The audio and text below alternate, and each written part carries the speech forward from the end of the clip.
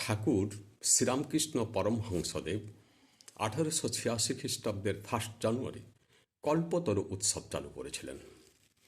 কল্পতরু মানে হচ্ছে যে গাছ থেকে আপনি যা কিছু চাইবেন আপনি তাই পাবেন, কিন্তু আপনি টাকা, গাড়ি, বাড়ি এসব পাবেন না। আপনার মধ্যে বিবেক, ত্যাগ, বৈরাগ্য, আধ্যাত্মিকতা এইসব থাকতে হবে। এইসব গুণগুলি না থাকলে আপনি কল্পতরুর ধারে কাছে যেতে পারবেন না। শ্রীরামকৃষ্ণদেব যে আশীর্বাদ করেছিলেন তার মতো তার শিষ্যদের মতো সকলকে তিনি এই আশীর্বাদ করেননি, মাত্র কয়েকজন সিলেক্টেড খুব উচ্চমার্গের আধ্যাত্মিক ব্যক্তিকে এই আশীর্বাদ করেছিলেন। কল্পতরু হচ্ছে স্বর্গের নন্দনকাননের একটা বৃক্ষ বা তরু, কিন্তু এটা আমাদের গাছের মতো কোনো জাগতিক গাছ নয়, এটা একটা দৈব ভাব।